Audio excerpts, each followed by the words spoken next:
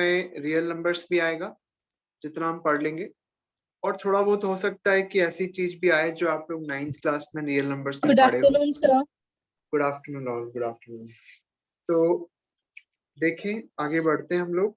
I hope आप लोग अच्छे से पढ़ाई कर रहे हो। कल आपको कैसे अपना होमवर्क सबमिट करना है वो मैं आपको बता दूंगा, ठीक है बेटा? राइट, स्टार्ट किया जाए।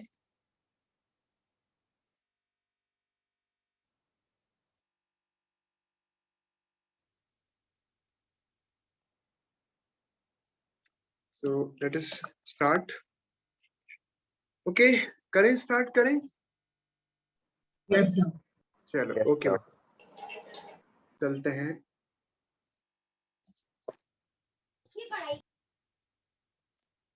देखें, हमने लास्ट लेक्चर के अंदर यूक्लिड्स डिवीजन लेमा में पढ़ा है कि किसी भी नंबर को अगर a को आप डिवाइड करें b से, तो आपके पास सपोज करें कि क्वोशिएंट q आ गया और रिमाइंडर आपके पास r आ गया। तो ऐसे केस में जो रिमाइंडर r हो सकता है वो 0 भी हो सकता है, 1 भी हो सकता है, 2 भी हो सकता है, 3 भी हो सकता है, या फिर वो b-1 तक हो सकता है। यानी कि whenever we divide a real number, not a real number, an integer, whenever we divide an integer a by b, we can get remainder as 0 से लेकर के b-1 तक, ठीक है? तो ये हमने अपने लास्ट लेक्चर के अंदर ऑलरेडी डिस्कस किया है, तो इसके ऊपर हमने कुछ क्वेश्चंस भी लिए थे। हमने यहाँ पे एक चीज सीखी कि आप किसी भी इंटीजर को 2q प्लस 0 या फिर 2q प्लस 1 लिख सकते हो।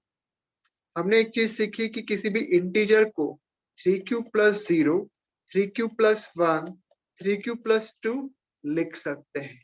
हमने ये चीज सीखी कि किसी भी इंटीजर को हम 4q plus 1, 4q plus 2, 4q plus 3 भी लिख सकते हैं। एवरी इंटीजर को इसमें किसी ना किसी फॉर्म के अंदर बदला जा सकता है।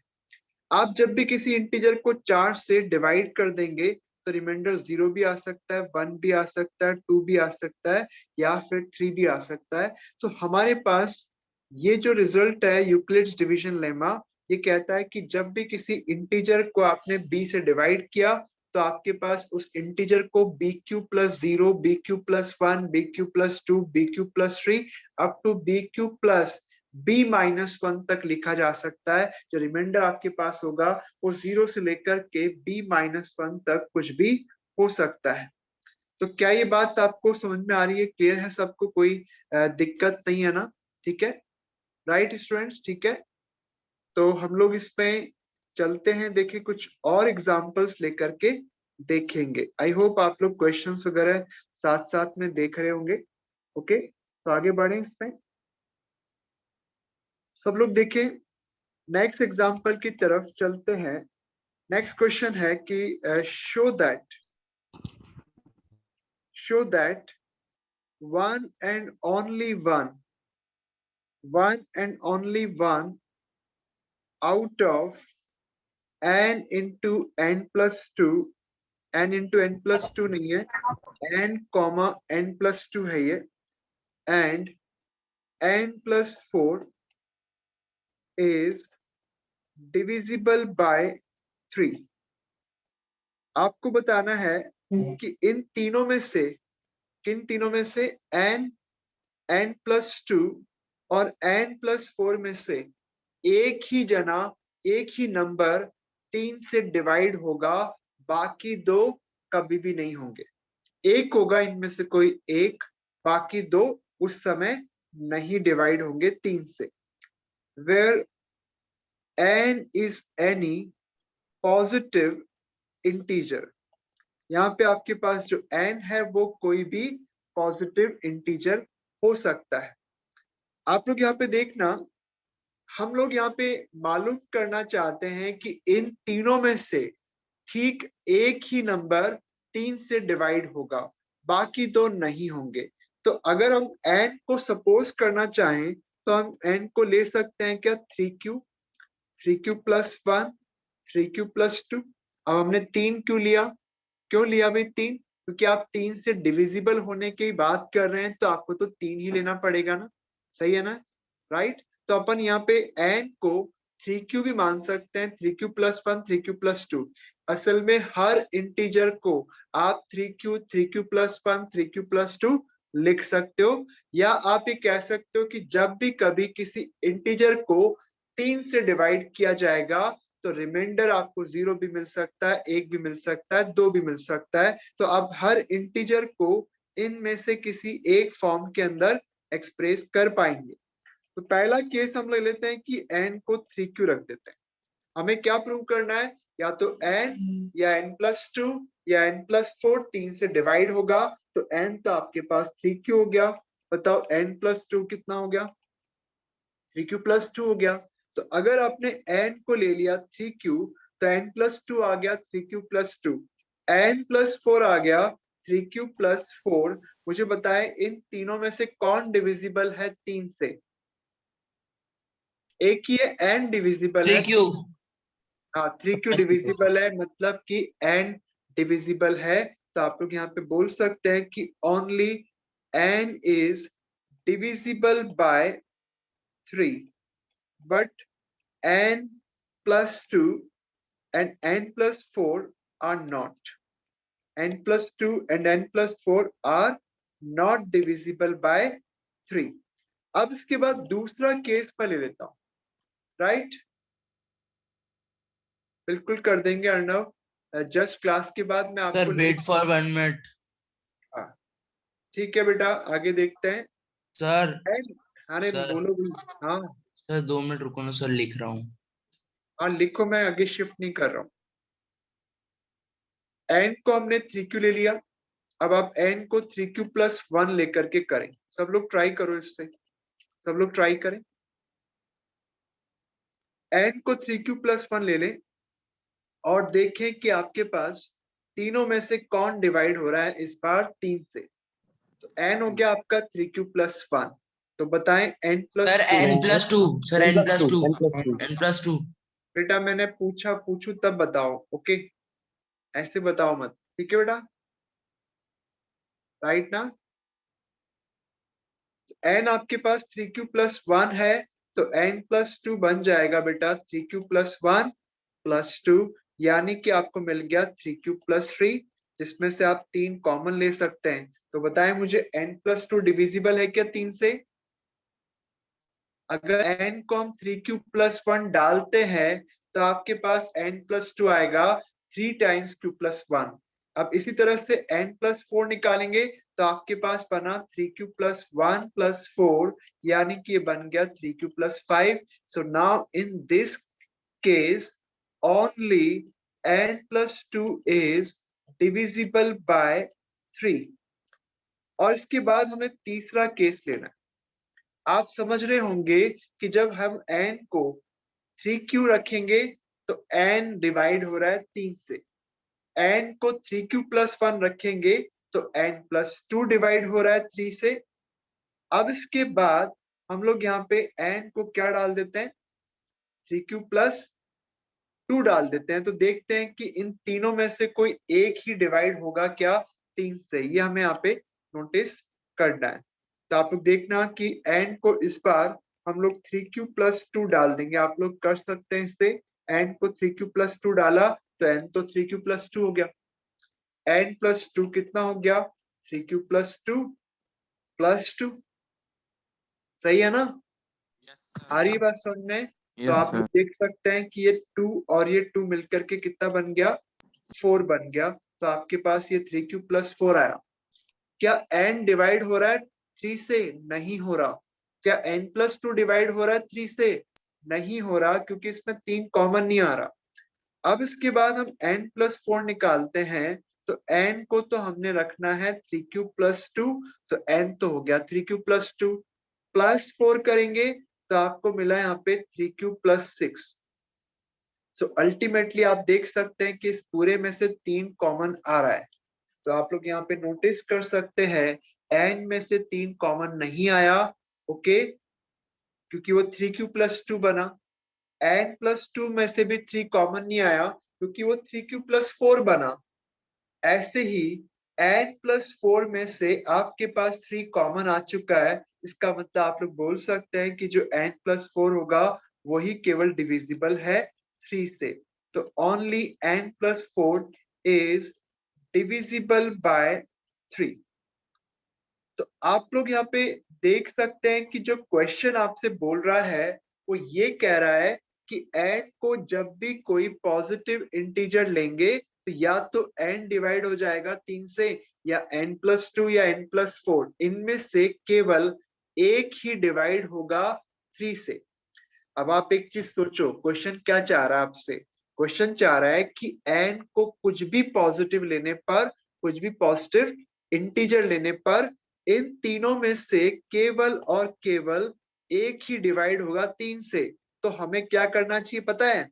सारे इंटीजर रख रख के देखने चाहिए। n को 1 डाल के देखो, 2 डाल के देखो, 3 डाल के देखो, पर क्या हम इससे चेक कर पाएंगे? क्या ये तरीका सही होगा? आपको ये प्रूव करना है कि n+2 n+4 में से एक ही नंबर 3 से डिवाइड होता है, बाकी नहीं होते हैं। तो जैसे मैंने n को 1 रख दिया तो ये 1 बन गए, 3 बन गए, 5 बन गया। तो एक ही डिवाइड हो रहा है 3 से, हो रहा है नहीं हो रहा है? अब अगर n को मैं 2 प्लेस कर देता हूं तो ये 2 हो गया n, n+2 4 हो गया, n+4 6 हो गया। तो स्टिल आप देख सकते हैं कि इनमें से एक ही डिवाइड हो रहा है, किससे? 3 से। अब मैं अगर n को 1 रखा, 2 रखा, 3 रख देता हूं तो ये 3 5 7 बन जाएंगे। तो आप देख सकते हैं कि अभी भी आपके पास एक ही नंबर डिवाइड हो रहा है। पर क्या एग्जाम्पल के बेसिस पे ये साबित करना सही है क्या कि this result is valid for all integer? ये सही तरीका थोड़ी होगा। मुझे बताओ, होगा क्या? No sir. नहीं No, होगा, sir. क्योंकि अपन जितने नंबर रख के देखेंगे, n को 1 रख के देखें, 2 रख के देखें, 3 रख के देखें, ये केवल उनके लिए वैलिड हुआ, पर ये ऑल पॉजिटिव इंटीजर के लिए नहीं हुआ। फिर ये कैसे हो गया हमारे इस तरीके से? इस तरीके से कैसे हो गया बेटा? क्योंकि आप ये जानते हैं यूक्लिड्स डिवीजन लेमा आपसे कहती है कि सारे के सारे इंटीजर या तो 3q की फॉर्म के अंदर होते हैं, या 3q+1 की फॉर्म के अंदर होते हैं, या फिर 3q+2 की फॉर्म के अंदर होते हैं। सारे इंटीजर, दुनिया में जितने भी आप इंटीजर जानते हो, सबको इन फॉर्म में लिखा जा सकता है। तो इसका मतलब बहुत सारे इंटीजर्स को केवल आपने 3 में कन्वर्ट कर दिया, कि हर इंटीजर या तो 3q होता है, या 3q+1 होता है, या 3q+2 होता है। तो आप देख सकते हैं कि ये जो है यूक्लिड्स डिवीजन लेमा हमें इतना इंपॉर्टेंट चीज बता रही है कि आप कैसे सारे इंटीजर के बारे में क्लेम कर पाओगे अगर आप इस तरह से जाते हो। तो ये बहुत इंपॉर्टेंट है, आप समझ सकते हैं। तो हमने n को, इंटीजर को 3 पार्ट में ले लिया है। इंटीजर या तो 3q बनता है, या 3q+1 बनता है, या 3q+2 बनता है। तो पहले हमने बेटा क्या किया, n को 3q डाला तो इन तीनों में से ये डिवाइड हुआ 3 से। फिर n को 3q+2 डाला तो आपके पास इन तीनों में से ये डिवाइड हुआ 3 से, यानी कि ये वाला नंबर n+2। फिर इसके बाद n को 3q+1 डाला तो ऐसे केस में आपका n+2 डिवाइड हुआ 3 से, बाकी 2 नहीं हुए। तो यानी कि अब ये प्रूव हो गया कि एवरी इंटीजर के बारे में हम कंक्लूड कर सकते हैं कि हर इंटीजर n के लिए या तो n या n+2 या n+4, इनमें से कोई एक ही 3 से डिवाइड हो सकता है, बाकी 2 डिवाइड 3 से नहीं होंगे। क्या ये बात समझ में आई सबको? तो एक बहुत ही अच्छी थ्योरम है। मतलब आप एक चीज सोचो, हमारे पास देखने को तो इंटीजर बहुत सारे हैं, कमी नहीं है। तो हमें अगर इंटीजर n के लिए इस रिजल्ट को प्रूव करने के लिए कहा जाए तो हम n को 1 डाल दें, 2 डाल दें, 3 डाल दें, इससे काम थोड़ी चल जाएगा बेटा। आप इससे तो केवल 1 के लिए चेक कर पाए, केवल 2 के लिए चेक कर पाए, केवल 3 के लिए चेक कर पाए, है ना? यानी कि जो एग्जाम्पल आपने डाले केवल उनके लिए चेक कर पाए। जैसे वैक्सीन बनी, आपको पता ही है अभी पेंडेमिक चल रहा है, वैक्सीन बनी, इन्होंने क्या किया होगा, कई लोगों पे टेस्ट किया होगा, है ना? और कई लोगों पे टेस्ट किया तो उसके रिजल्ट पॉजिटिव थे, कुछ नेगेटिव भी रहे होंगे।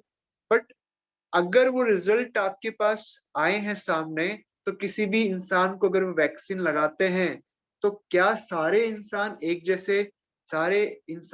जैसे बिहेव करेंगे क्या उसके साथ में? नहीं, एक जैसा बिहेव नहीं करेंगे। हो सकता है किसी के वैक्सीन लगे कोई साइड इफेक्ट ही ना हो सकता है किसी के वैक्सीन लगे और शाम को उसको बुखार आ जाए, हो सकता है कि नहीं हो सकता है? तो सब वो तो एग्जाम्पल के बेसिस पे किया गया ना। वो जो थीसिस करी गई, वो जो वैक्सीन बनाई गई, वो कई सारे सैंपल लेकर के बनाई गई, पर हम नेचुरल नंबर इंटीजर को यहाँ पे 1 2 3 रख करके ऑल के लिए तो वेरीफाई नहीं कर पाएंगे ना भाई। आप समझ पा रहे हो कि नहीं समझ पा रहे हो? Yes sir. एक्चुअली क्या है,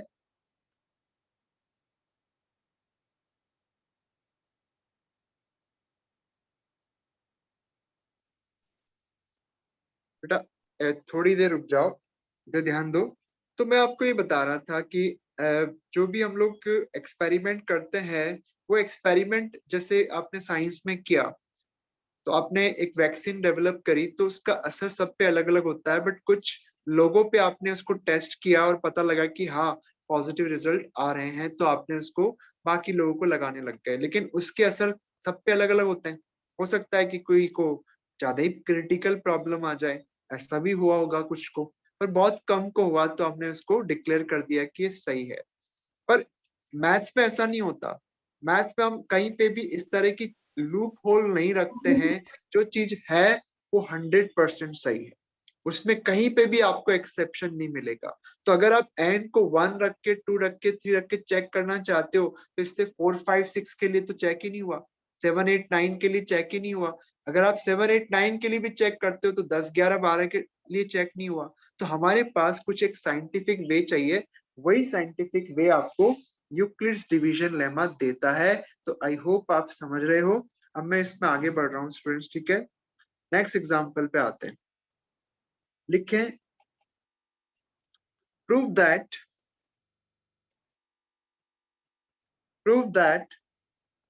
the square of any positive integer is of the form either 5q plus 1 और 5q plus 4। ये प्रूव करना है कि हर इंटीजर का स्क्वायर या तो हमें 5q मिलेगा, या 5q plus 1 मिलेगा, या फिर 5q plus 4 मिलेगा। बताओ मुझे खूबी, इसका मतलब क्या है? क्या मीनिंग निकलता है इस चीज? कोई भी इंटीजर लेंगे वो या तो 5q के फॉर्म में होगा, 5q plus 1 के फॉर्म में होगा, या फिर 5q plus 4 के फॉर्म में होगा। बिल्कुल, ये तो आपने क्वेश्चन को रीड किया, बट आपको इससे मतलब क्या निकलता है? अगर किसी को समझाना चाहें आप, जो सर मैं बताऊं? हाँ बताओ।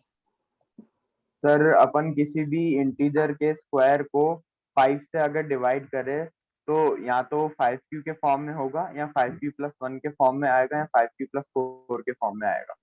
आपने वही चीज बोली बेटा। समय भूमि आप बताओ। मतलब ये है कि अगर अपन किसी इंटीजर को 5 से डिवाइड करें तो रिमाइंडर या तो 0 आएगा, या 1 आएगा, या 4 आएगा। आप इंटीजर को 5 से डिवाइड करेंगे या उसके स्क्वायर को? सॉरी सर, उसके स्क्वायर को। हाँ वो चीज है। तो यहाँ पे हम बोल रहे हैं कि किसी भी इंटीजर के स्क्वायर को अगर आप 5 से डिवाइड करोगे तो रिमाइंडर 0 1 और 4 ही आ सकता है, और कुछ नहीं आएगा। यानी कि आपके पास 5 से डिवाइड होने पर रिमाइंडर जो 0 1 2 3 4 5 आते थे, उसमें से कभी भी 2 नहीं आएगा, कभी भी 3 नहीं आएगा, कभी भी 5 नहीं आएगा। 5 तो खैर आता ही नहीं था 5 से डिवाइड करने पर आपको 2 और 3 कभी नहीं मिलेगा। तो कितनी बड़ी बात बोल रहे हैं अपन। आप सोचो कि अपन ये बोल रहे हैं कि पॉजिटिव इंटीजर के स्क्वायर्स को जब भी आप 5 से डिवाइड करेंगे, रिमाइंडर कभी भी नहीं आएगा, 2 नहीं आएगा, कभी 3 कभी भी नहीं आएगा। आप समझे ना मेरी बात को? तो ये एक बहुत ही बड़ी बात कह रहे हैं अपन। एक छोटी सी बात नहीं है। हम एक दो इंटीजर के बारे में नहीं कह रहे हैं, हम कह रहे हैं सारे इंटीजर के बारे में। अब आप बताओ, सारे इंटीजर के बारे में हम एक कॉमन बात बता रहे हैं, ये कितनी बड़ी बात है, सही है ना। तो अगर किसी इंटीजर के स्क्वायर को डिवाइड किया जाए 5 से, तो रिमाइंडर 0 भी आ सकता है, 1 भी आ सकता है, 4 भी आ सकता है, बट कभी 2 नहीं आएगा, कभी 3 नहीं आएगा। अब इसको प्रूव करने का तरीका हमारे पास क्या है, मुझे बताओ कि हम लोग क्या ले लें, इंटीजर को क्या ले लें, क्या ले लें सर बताओ, n को सर 5 5 ले लें, So 5 5. 5m ले लेते हैं, 5m प्लस 1 भी हो सकता है, 5m प्लस 2 भी हो सकता है, 5m प्लस 3 भी लेना पड़ेगा, और 5m प्लस 4 भी लेना पड़ेगा। मैं m क्यों ले रहा हूँ, क्योंकि q क्वेश्चन ने यूज कर रखा है। फिर आप बोलेंगे कि q लिखा हुआ है तो क्यों लिखा हुआ है ना। तो मैं एक काम कर रहा हूँ कि मैंने हर इंटीजर को लिखा कि हम उसे या तो 5m बोल सकते हैं, या 5m प्लस 1 बोल सकते हैं, या इस तरह से बाकी भी। अगर पहले केस पे हम n को 5m लेते हैं, तो इसका स्क्वायर कितना होगा, इसका स्क्वायर हो जाएगा 5m का स्क्वायर, यानी कि 25m स्क्वायर, यानी कि 5 टाइम्स 5m स्क्वायर। तो क्या बन गए, क्या ये 5q बन गया, बताएं। यस सर Yes, तो sir. यानी कि आपने इंटीजर को लिया 5m, आपने एक तरह से सारे इंटीजर को इन 5 कैटेगरी में बदल दिया। 5 कैटेगरी होती है सारे इंटीजर्स की, आपने इसमें कन्वर्ट कर दिया। तो जब n को आपने 5m लिया, तो n स्क्वायर आपके पास 5q की फॉर्म में आ रहा है। अब आप n को ले लो 5m प्लस 1, तो n स्क्वायर कितना हो गया बेटा, 5m प्लस 1 का होल स्क्वायर। 5m प्लस 1 का होल स्क्वायर करेंगे तो a square plus 2ab plus b square, तो आपको मिला यहाँ पे n square equals to 25m square plus 10n plus कितना हो जाएगा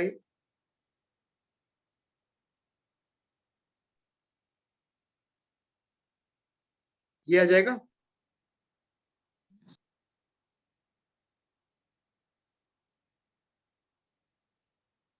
बोले 2 इंटू 5m इंटू 1 प्लस 1, ये आ जाएगा, तो 10m सॉरी, और ये प्लस 1। तो इसमें से आप 5m कॉमन निकालेंगे, 5 कॉमन निकाल लो, तो ये बना कितना 5m square plus 2m plus 1।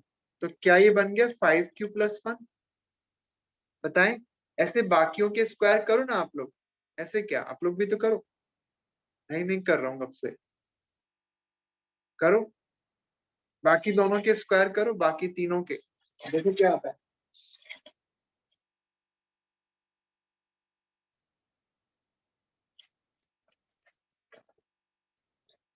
Okay, तो अब आप इसमें n को 5m प्लस 2 ले लें और इसका स्क्वायर करके देखें, तो n स्क्वायर आपको मिला 5m प्लस 2 का होल स्क्वायर, यानी कि एक तो हो जाएगा 5m का स्क्वायर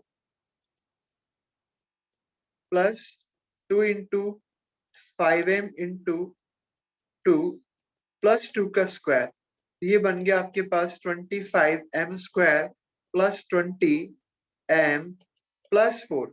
यहां से आपके पास 5m या 5 केवल कॉमन निकाल लो, ये बना 4 नहीं 5m स्क्वायर प्लस 4m, ये आएगा, और प्लस 4, सही है ना बेटा। तो आपके पास ये क्या बन गया 5q प्लस 4 बन गया। तो अभी तक तो हमारा काम बिल्कुल सही चल रहा है कि इंटीजर का स्क्वायर, ये वाला तो 5q की फॉर्म में आ गया, ये वाला 5q प्लस 1 की फॉर्म में आ गया, ये वाला आपके पास 5q प्लस 4 की फॉर्म में आ रहा है। अब इसके बाद चौथा वाला ले लेते हैं, n को 5m प्लस 3 ले लेते हैं। तो n को 5m प्लस 3 लेंगे, तो n स्क्वायर हो गया 5m प्लस 3 का होल स्क्वायर। तो 5m प्लस 3 का होल स्क्वायर ओपन करेंगे तो आपको मिलेगा 5m का square plus 2 into 5m into 3 plus 3 का स्क्वायर 9। तो आप लोग देख सकते हैं कि बन गया 25m² प्लस 30m प्लस 9 को लिख दें क्या 5 + 4, बताएं 9 को 5 + 4 लिख दिया तो यहाँ से 5 कॉमन आ जाएगा, तो आपको मिल जाएगा 5m² plus 6m plus 1 plus 4, यानी कि क्या बन गया 5q + 4 बन गया। आ रही बात समझ में सबको?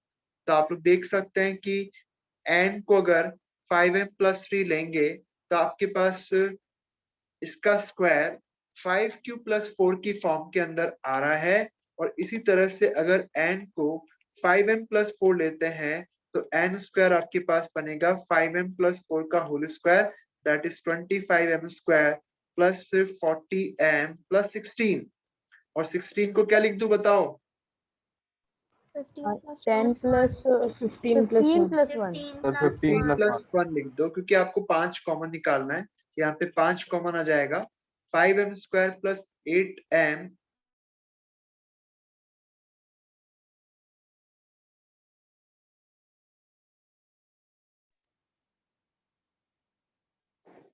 ओके, तो ये भी आपके पास 5q + 1 बन गया। तो स्टूडेंट्स ये आपके पास रिजल्ट जो है हमने प्रूव कर दिया कि जब भी हम किसी इंटीजर को लेंगे तो उसको 5 से, उसके स्क्वायर को 5 से डिवाइड कर देने से आपके पास रिमाइंडर क्या आता है? या तो 0 आता है, या 1 आता है, या 4 आता है, या 4 आता है, या 1 आता है। हो गया क्या प्रूव? सारे इंटीजर का स्क्वायर कर लिया हमने, केवल 5 का ही स्क्वायर किया। बताओ, हम तो केवल 5 ही इंटीजर के स्क्वायर किए, बट ये प्रूव हो गया एवरी इंटीजर के स्क्वायर के लिए कि एवरी इंटीजर का स्क्वायर को 5 से डिवाइड करने पर रिमाइंडर आपके पास क्या क्या आ सकता है? 0 आ सकता है, 1 आ सकता है, 4 आ सकता है, और कुछ भी नहीं आएगा। समझ में आ रही है क्या सबको? सर आगे मेरे को चल क्यू वाला करके समझ में नहीं आया। सर हाँ, आपने क्यू क्यू पुट करा? क्यों पुट नहीं करूं? तो आपको सर यहाँ वो पे इस वहाँ फॉर्म के पे अंदर लाना ना बेटा, 5q + 1 5q + 4। तो अगर मैं इसको देखूं तो ये एक इंटीजर है, आप देखो ये इंटीजर है क्या? Yes sir. तो इसको मैं कुछ ना कुछ q मान लेता हूँ। ओके, q माने क्योंकि q की टर्म्स में दे रखा है। ओके, तो आप इसे q अज्यूम कर सकते हैं। q कोई फिक्स नंबर नहीं है बेटा, q is not a fixed integer, it can be any integer.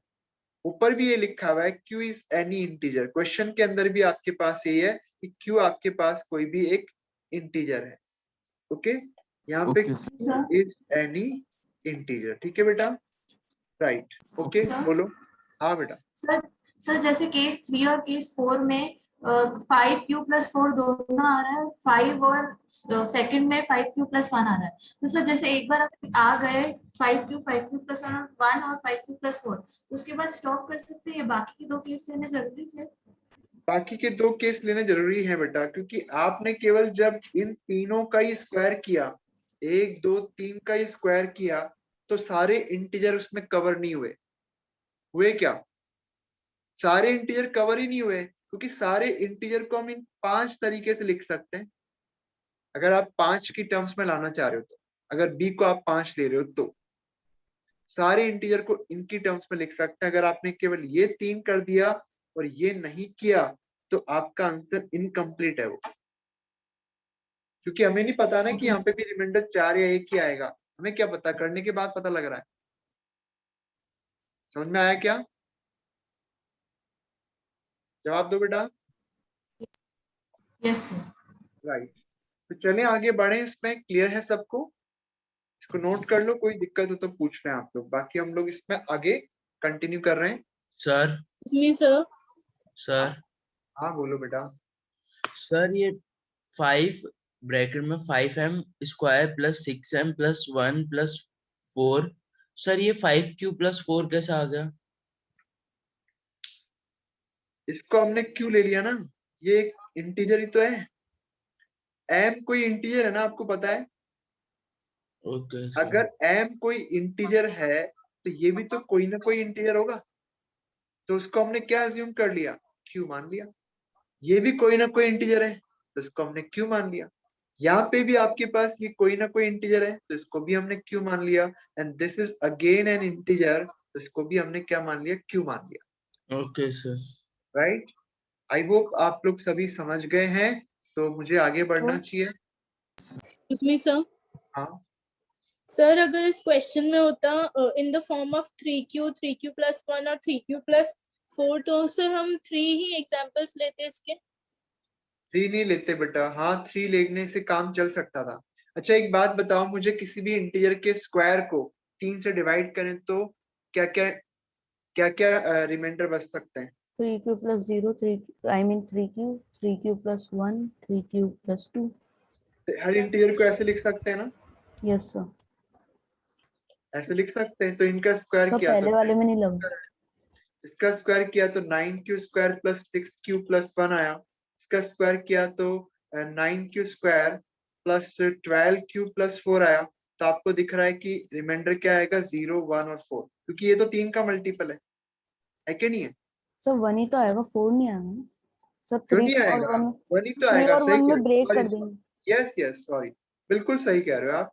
4 नहीं आएगा, 4 कोई रिमाइंडर नहीं होता। 4 से तो छोटा, 3 से तो छोटा होना चाहिए रिमाइंडर, तो आप इसे 3 प्लस 1 कर दोगे। तो यानी कि आपको पता लग गया कि किसी भी इंटीजर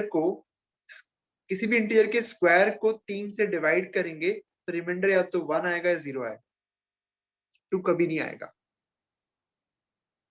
आएगा नहीं आया, ये तो ऐसे प्रूव हो गया। Yes sir. वो भी ऐसे ही हो रहा है, बट आपको लिख के दिखाना है ना, तो इस तरह से दिखाना पड़ेगा। सही सॉल्यूशन इसका ये होता है। चलो ठीक है। हाँ sir sir I wanted to say that एक तो सर इसका इस क्वेश्चन का कंक्लूजन क्या होगा, मतलब कंक्लूजन स्टेटमेंट अरे क्या वही होगा? तो कंक्लूजन तो हमने बेटा पहले ही बता दिया था आपको।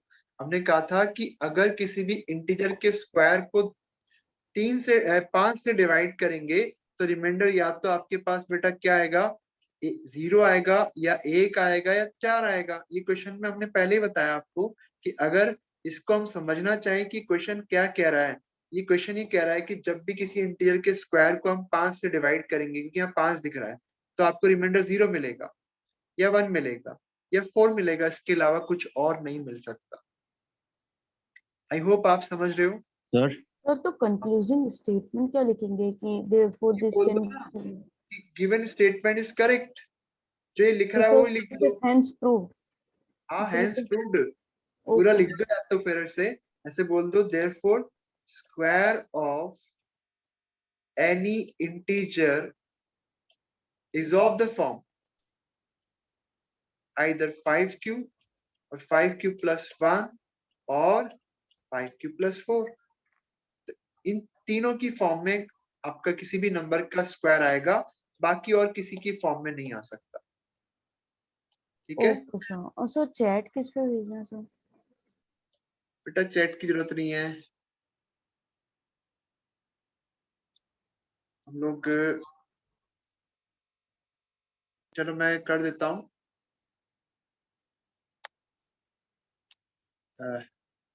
आरजी एकेडमी के आगे कमल लिखा हुआ आएगा, ठीक है।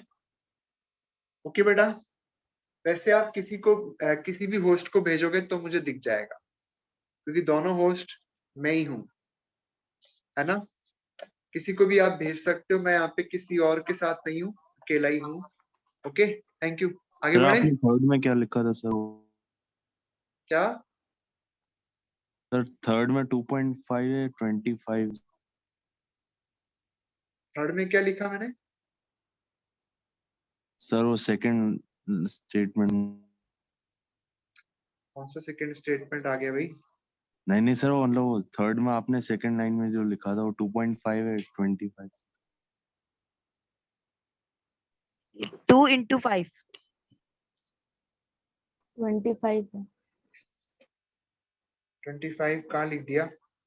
सर। इस सेइंग ऑफ थर्ड पार्ट का, थर्ड जो हमने केस लिया था उसका जो स्टेटमेंट है ना, 25m स्क्वायर प्लस 20m हाँ प्लस तो वो तो 4 वाला। 25m स्क्वायर है बेटा, कब से लिखा हुआ है। आगे बढ़े यस तो, है ना। चलो देखो आगे बढ़ते हैं फिर अपन नेक्स्ट पार्ट पे बढ़ते हैं बेटा। अभी अपन ने पढ़ा क्या पढ़ा, यूक्लिड्स डिवीजन लेमा पढ़ा। अब हम लोग आगे बढ़ेंगे। हाँ बोलो बोलो बेटा, म्यूट कर लो।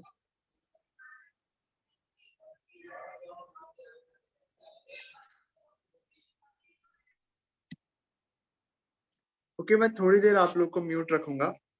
आगे हम लोग बढ़ रहे हैं। अभी हमने यूक्लिड्स डिवीजन लेमा पढ़ा। अब हम लोग यहाँ पे नेक्स्ट डिस्कस कर रहे हैं यूक्लिड्स डिवीजन एल्गोरिथम।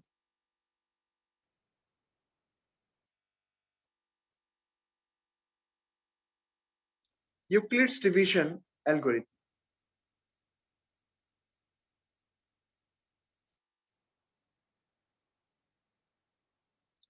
हमने यूक्लिड्स डिवीजन लेमा में क्या पढ़ा था कि ए आपके पास कोई इंटीजर है और वो या तो बी से बड़ा है या बराबर भी हो सकता है, then there will exist Q and R such that A will be BQ plus R। Okay, ये पढ़ा था हमने। अब यूक्लिड्स डिवीजन एल्गोरिथम क्या कहता है? यूक्लिड्स डिवीजन एल्गोरिथम ये कहता है कि जो भी नंबर कॉमन डिवाइजर होगा ए और बी का, ए और बी का हर कॉमन डिवाइजर किसका कॉमन डिवाइजर होगा? बी और आर का। ये एल्गोरिथम क्या कहता है? Every common divisor of A and B is a common divisor of Q and R, B and R, B and R। समझ रहे हो आप लोग? ये इसका प्रूफ मैं आपको बताऊंगा। थोड़ा सा क्या पेशेंस जरूरी है अपने को। अपन क्विकली बोलने की हैबिट सही नहीं है, पेशेंस जरूरी है। आपको सब समझ में आएगा, ठीक है? Sir, your voice is too low. हाँ बोलो। Your voice is too low. आवाज ठीक आ रही है क्या खनक मेरी? Yes sir. सर आ रही है। हाँ, अब बेटा ये आपके जो है उसमें कुछ दिक्कत हो सकती है। बाकी मैं ट्राई करूंगा, थोड़ा और तेज बोल दूंगा, ठीक है? कोई दिक्कत नहीं है। यूक्लिड्स डिवीजन एल्गोरिथम में हम लोग क्या बता रहे हैं? हम कह रहे हैं कि अगर ए और बी दो इंटीजर्स हैं और आप क्यू और आर को फाइंड आउट कर लो, तो ए बराबर बी क्यू प्लस आर लिख सकते हैं, जो कि था यूक्लिड्स डिवीजन लेमा में। This was from Euclid's division lemma. Euclid's division lemma में हमने जो लिखा उसी की हम बात कर रहे हैं। हम कह रहे हैं कि ए और बी का जो डिवाइजर होगा वो डिवाइजर बी और ए का भी होगा, या इसको ऐसे भी बोल सकते हैं ए और बी का जो कॉमन डिवाइजर होता है वो बी और आर का भी कॉमन डिवाइजर होगा। तो आप इस चीज को तो पहले समझ लें। अब ये आया कैसे इसके बारे में अपन बात करते हैं, ठीक है? तो अपन एक काम करते हैं, इसका प्रूफ आपको समझा देते हैं। और ये जो मैंने लिखा उसका फायदा क्या है? ये जो हमने चीज लिखी है कि ए और बी का कॉमन डिवाइजर बी और आर का भी कॉमन डिवाइजर होगा, इसका हमें फायदा क्या होगा? इसका फायदा ये होगा कि अगर ए और बी का कॉमन डिवाइजर हर कॉमन डिवाइजर बी और आर का भी कॉमन डिवाइजर है, तो क्या हम लोग ये कंक्लूड कर सकते हैं क्या कि ए और बी का सबसे बड़ा डिवाइजर भी जो होगा वो भी बी और आर का भी सबसे बड़ा डिवाइजर होगा, सबसे बड़ा कॉमन डिवाइजर होगा? वापस से बोलता हूं, चलो पहले सुन ले, मैं बता देता हूं। ए और बी का हर कॉमन डिवाइजर बी और आर का कॉमन डिवाइजर होगा। ये चीज समझ में आ रही है सबको? यानी कि हम लोग बोल सकते हैं कि ए और बी का कॉमन डिवाइजर चाहे वो सबसे बड़ा भी हो, तो वो भी आपके पास जो ए और बी का सबसे बड़ा यानी कि ग्रेटेस्ट कॉमन डिवाइजर जो होगा ए और बी का, वही कॉमन डिवाइजर बी और आर का भी ग्रेटेस्ट कॉमन डिवाइजर होगा। ये हम बोल पाएंगे इससे। आ रही के बात समझ में? यस ना? Yes okay right. मैंने कहा था यस नो के लिए ऑडियो ऑन नहीं करेंगे बेटा ना, डिसिप्लिन जरूरी है अपने लिए। ठीक है।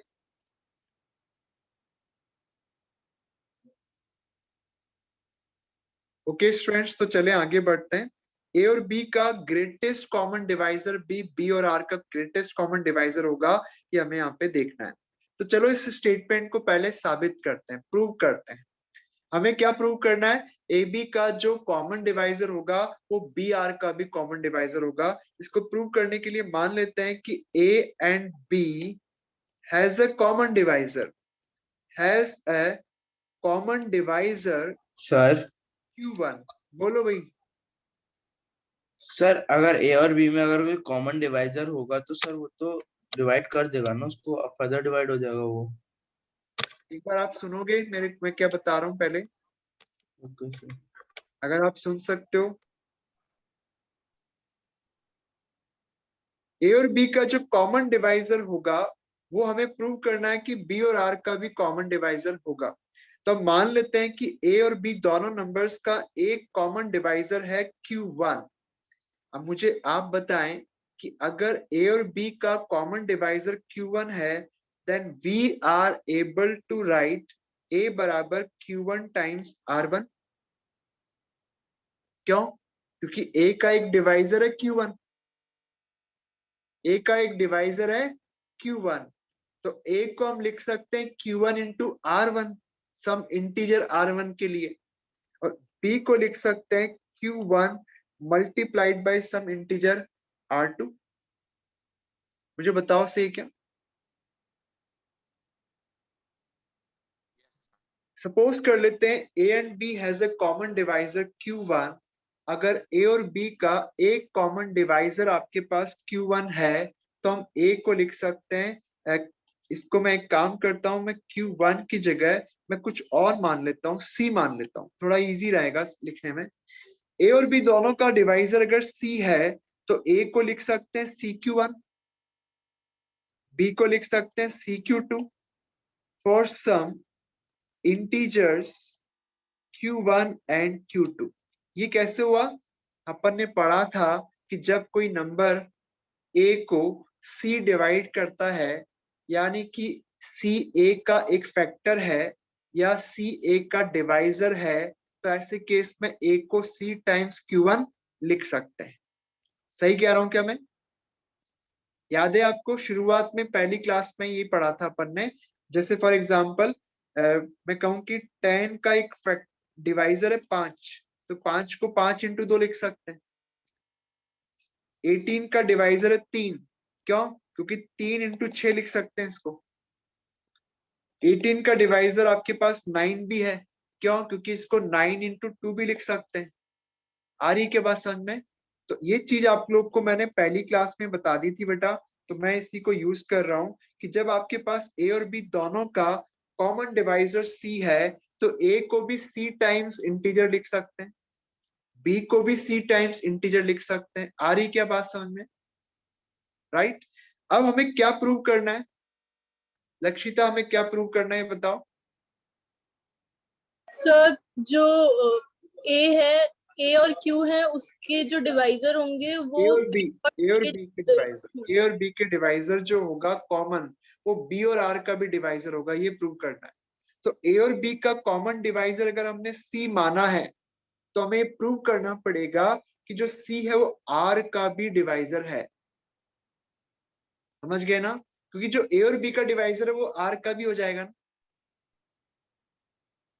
आप समझ रहे हो मेरी बात को?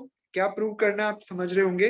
अब मैं इसमें एक बार लिख देता हूं, फिर आपको मुझे बताना कि कहाँ दिक्कत है। तो ए बराबर बी क्यू प्लस आर के अंदर हम पुट कर देते हैं। क्या रख देते हैं? ए को CQ1, बी को CQ2। ओके, तो आपके पास यहाँ पे R की वैल्यू कितनी आ जाएगी? CQ1 minus CQ2Q। यहाँ C कॉमन निकल गया और Q1 माइनस Q2Q आपको मिल गया क्या? R। तो मुझे बताओ कि क्या C R का भी डिवाइजर है क्या?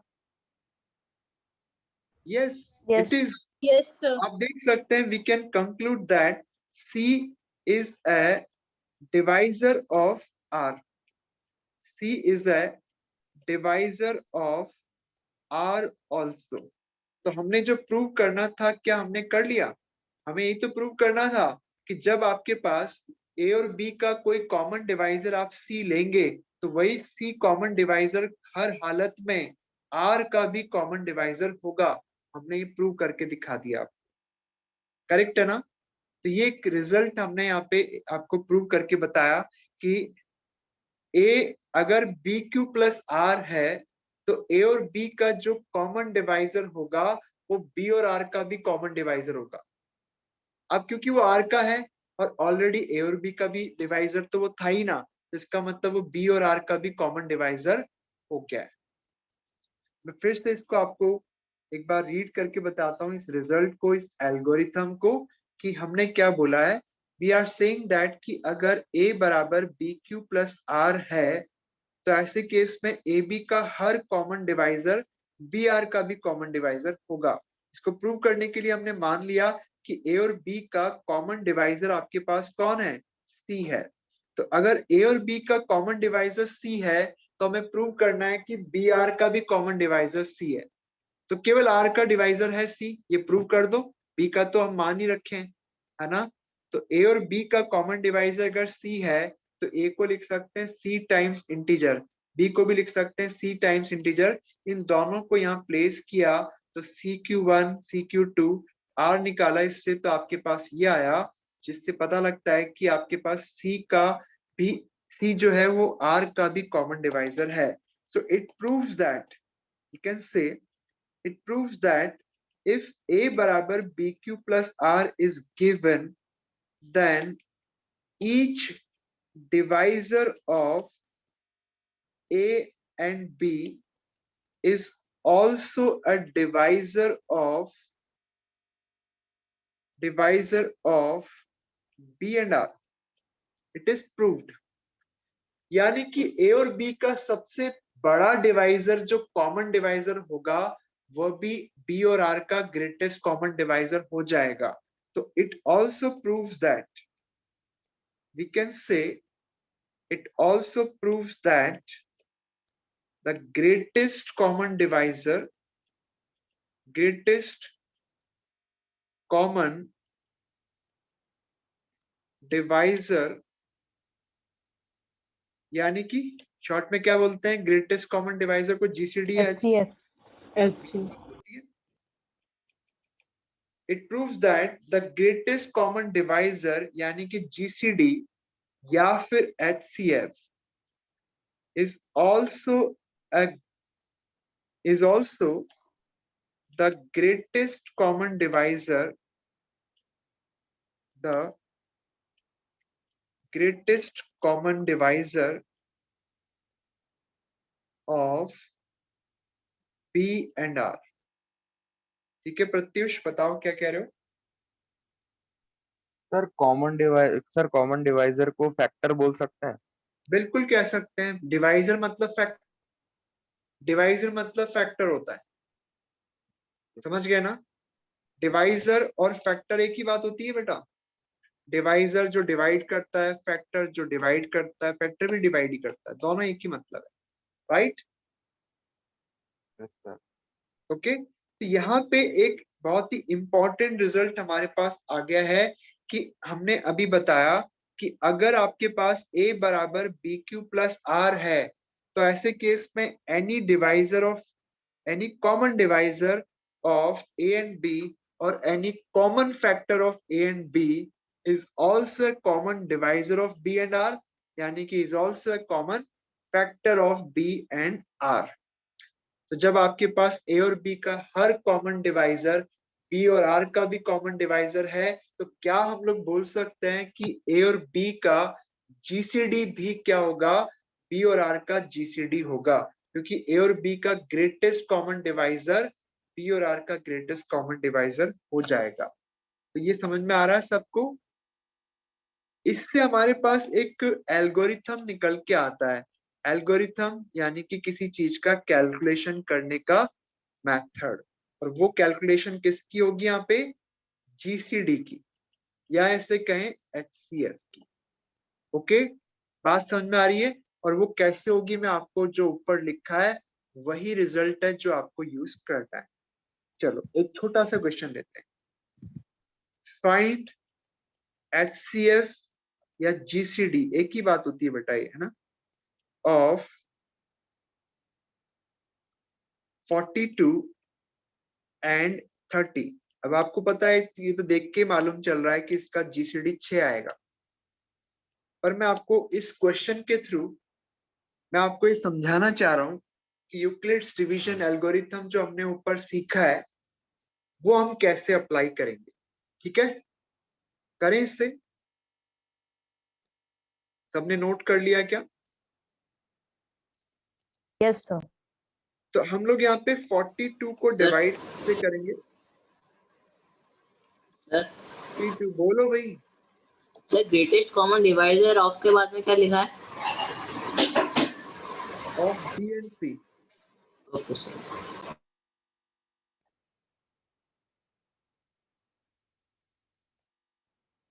ठीक है सर आ रहा है। एक मिनट रुक जाओ बेटा, मैं बता रहा हूँ आपको, एक मिनट थोड़ा कॉन्सेंट्रेट करना। सबने नोट कर लिया तो मैं आगे बढ़ता हूँ।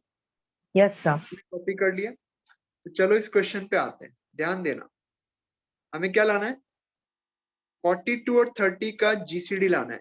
आपको क्वेश्चन सॉल्व नहीं करना है, आपको देखना है, क्योंकि आप एक नई चीज सीख रहे हैं। पहले देखो, उसके बाद करेंगे।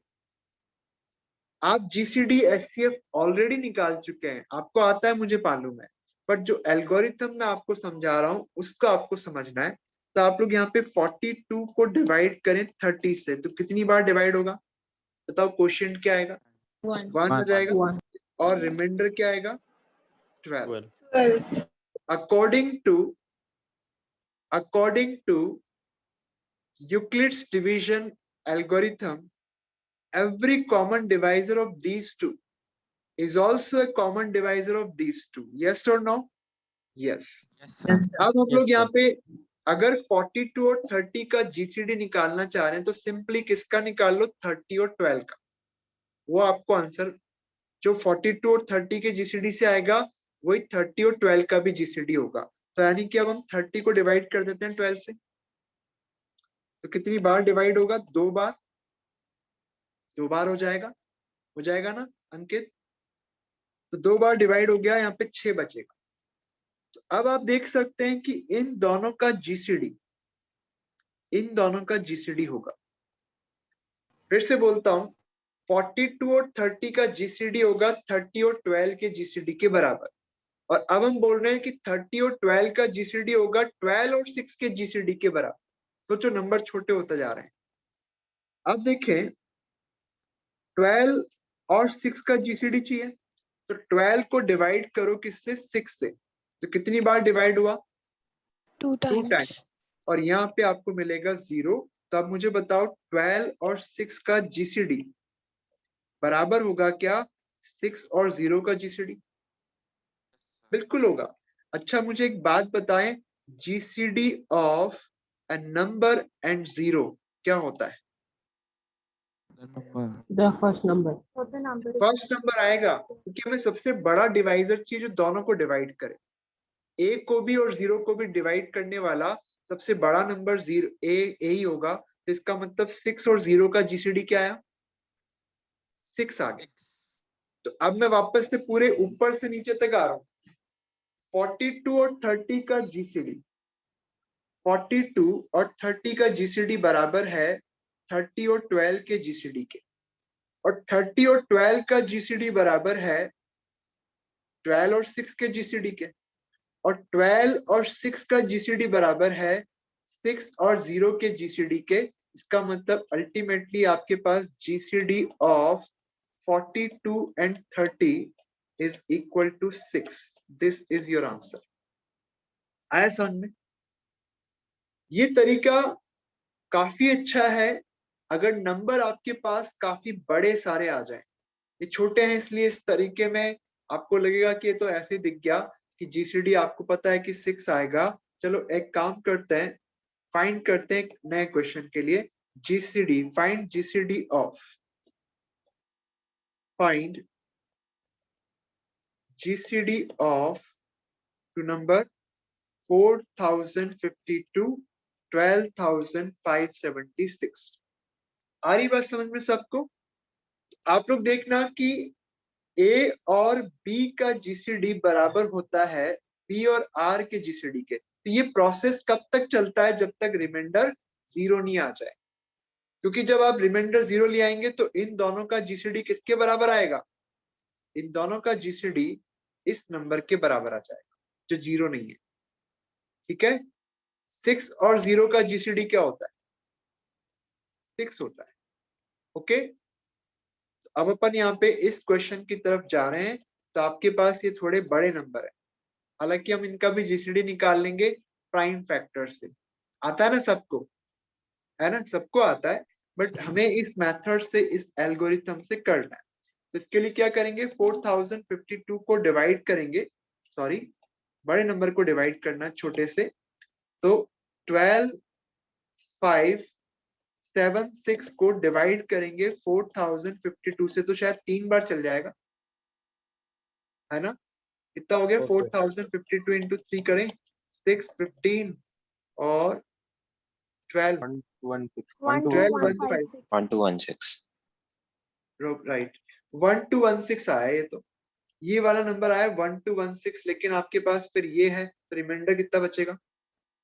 सर 420 बचेगा, राइट। आ रहा समझ में?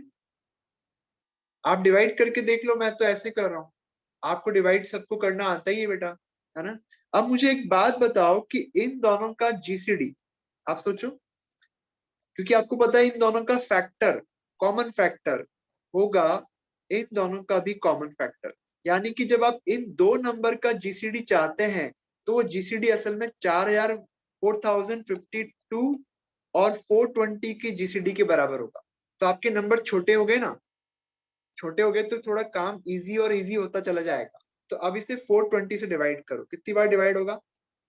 9 टाइम्स होगा शायद। तो 0, 18, 3780 आ रहा है, 9 टाइम्स डिवाइड हो रहा है। तो बताओ क्वेश्चन तो ये हो गया 9, रिमाइंडर क्या आ रहा है? 272 आ रहा है। ठीक बात है, 272 आ गया। अब हम लोग देख सकते हैं फिर से यूक्लिड्स डिवीजन लेमा क्या कहती है कि इन दोनों का जीसीडी इन दोनों के जीसीडी के बराबर है। तो अब हम किसको लेंगे? 420 और 272 को लेंगे। 420 को डिवाइड करेंगे 272 से, इस बार एक ही बार जाएगा। ओके, तो आपको कितना रिमाइंडर मिलेगा देख लो एक बार। 148 तो यानी कि फिर से वही कहानी कि इन दोनों का जीसीडी बराबर होगा। तो अब इसके आगे बढ़ते हैं। इस बार हम लोग क्या करेंगे? 272 को डिवाइड करेंगे 148 से, फिर से एक ही बार जाएगा, और 272 माइनस 148 आपको मिल गया 4, 124 आ जाएगा। ठीक है, राइट? तो आपको इस कहानी को आगे बढ़ाता जाना है। Sir now it is doubled. क्या बोलो? Sir, this is the second last step. Now it will be double. The quotient is the double of the remainder. होने दो जो भी है बेटा, थोड़ा ध्यान दो, है ना? बीच में मत बोलो। आप सही कह रहे हो जो भी है, लेकिन बीच में मत बोलो। आप देखो इन दोनों का जीसीडी जो होगा वो 148 और 124 के जीसीडी के बराबर होगा। तो फिर से आगे बढ़ते हैं, 148 124 से डिवाइड करेंगे इस बार इसको, तो 1 टाइम्स जाएगा तो 24 बचेगा। फिर से आप वही कहानी चला सकते हैं कि इन दोनों का जीसीडी और इनका सेम रहेगा। तो इस बार 124 को 24 से डिवाइड करेंगे, कितनी बार जाएगा? जवाब दो। 5 बार? सर 5। ये सर 5। वहां पे आपको 4 मिलेगा। तो आप लोग देख सकते हैं 24 इंटू 5 होता है 120। यहाँ पे रिमाइंडर आपके पास 4 हो गया।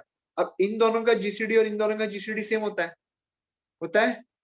तो अब तो पता ही लग गया 24 और 4 का जीसीडी कितना होता है? 4 ही होता है। होता है कि नहीं होता है?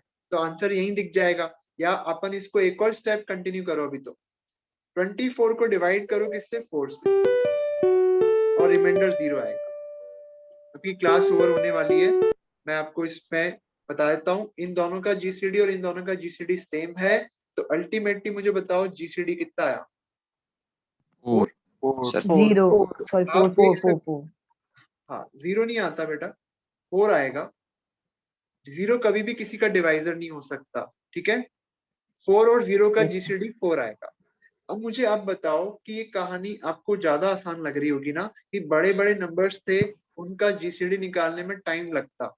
अभी इस क्वेश्चन को सॉल्व करने के साथ में आप प्राइम फैक्टराइजेशन मेथड से भी करके देखो, आपको ज्यादा टाइम लगेगा। इसमें कम टाइम लगा है इस क्वेश्चन के अंदर।